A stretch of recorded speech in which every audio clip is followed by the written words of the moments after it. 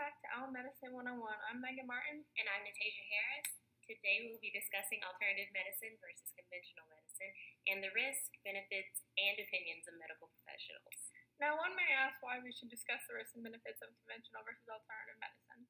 Well, Megan, I don't know about you, but because of my dad's fight against stage 4 melanoma, I've had my fair share of experiences with both conventional and alternative medicine.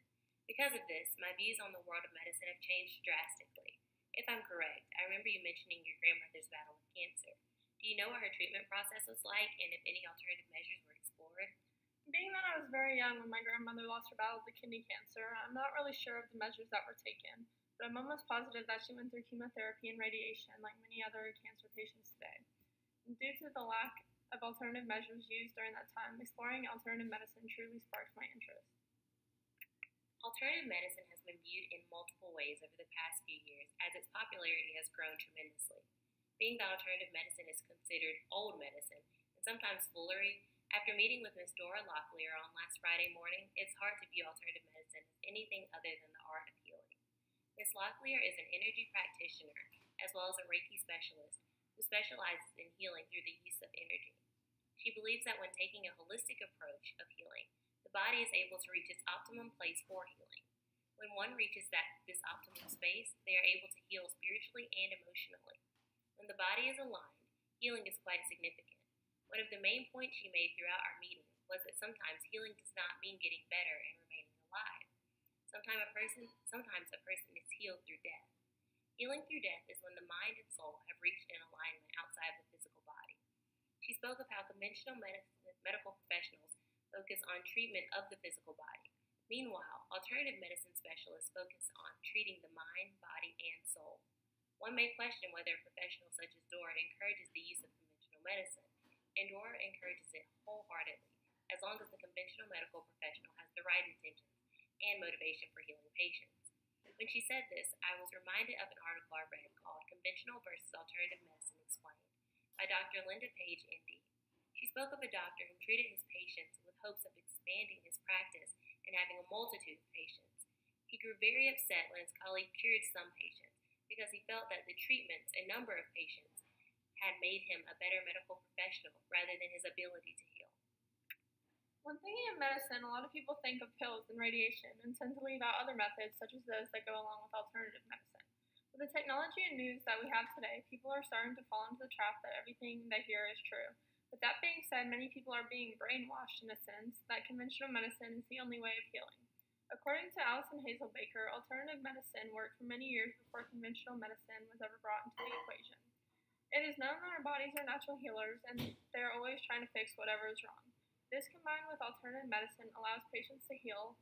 Allowing drugs to enter one's system might cause a change in the body's natural healing process, therefore making them sicker instead of stronger. Alternative medicine also allows the patients to have a sense of freedom in their treatment versus if they were to be tied down to a hospital bed 24/7.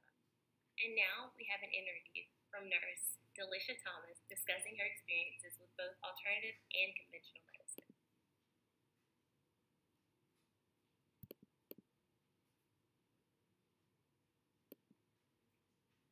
Hello, my name is Delisha Thomas. I'm a registered nurse of 10 years and I work at Emory Health System. What is it like to deal with a patient firsthand? Patient care can be very tricky, dealing with the different personality types and the fact that it's a vulnerable population. But with me being a nurse, I have a nurturing side, so I'm able to handle that vulnerable side of them with passion and care.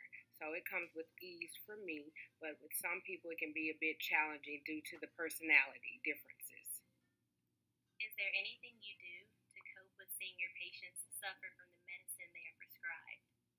Well, my coping mechanism is my faith in my nursing ability. The fact that I am aware of the medications and the side effects, so I understand that most of the side effects are necessary.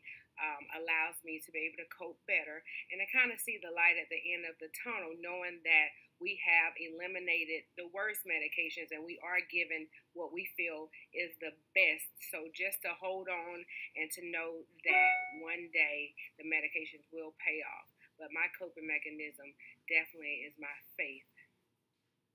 Is there anything you do for a patient if the medicine doesn't work on them? Do you comfort them in any way? Well, the way I try to comfort is communication. Communication is very important when it comes to nursing and someone dealing with symptoms and adverse reactions. I dig a little bit deeper and try to get to know them. Try to ask them questions about their personal life, things they love, things they enjoy, to get their mind off the actual illness. I also get to know their religious beliefs.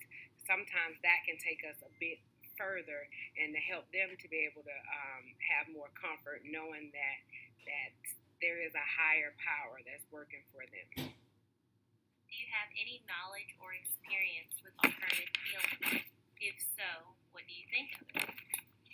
I don't have any experience with it, but I am familiar with alternative medicine, and I do think that it is necessary due to the side effects of the many conventional medications.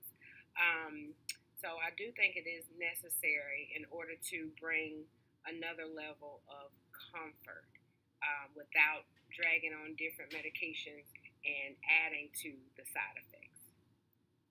What are your views towards alternative medicine being used with terminal and chronic illnesses such as cancer and Crohn's disease? I think alternative medicine is going in the right direction. I've seen so many patients suffer from the side effects of chemo and radiation, and this is an alternative medicine that comes into play. Anything that serves to be soothing rather than harmful is always a plus. And it doesn't give off the side effects that conventional medications do. So it's almost like a win-win with alternative medicines. They do no harm, but they are to cause good. So I see it as a good thing. Do you think alternative medicine could be as effective as conventional medicine? I think with combination, it can be as effective because there's still things that conventional medications touch that alternative medications might not have, can't touch.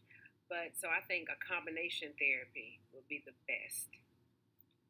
All right, and that wraps up our interview. Thank you for your time. Thank you.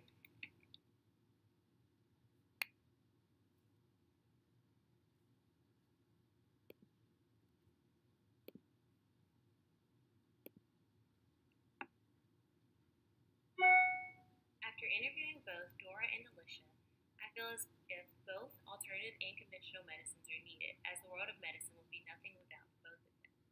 Much like Dr. Andrew Weil explained in his article, What is Integrative Medicine? In an emergency situation, such as a car accident, conventional medicine is needed to preserve life. But when it comes to chronic and terminal illnesses, such as Crohn's disease and various cancers, alternative medicine is a great option. In some situations, it should be the first option.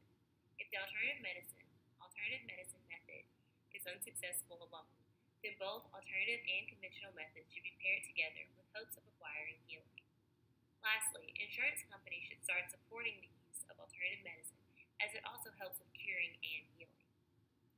It is completely necessary to have conventional medicine as an emergency valve, but it can also be used to relieve or to reveal a disease before the symptoms are present, as stated by Christina Powell in her article, Conventional, Complementary, and Alternative Approaches to Healing.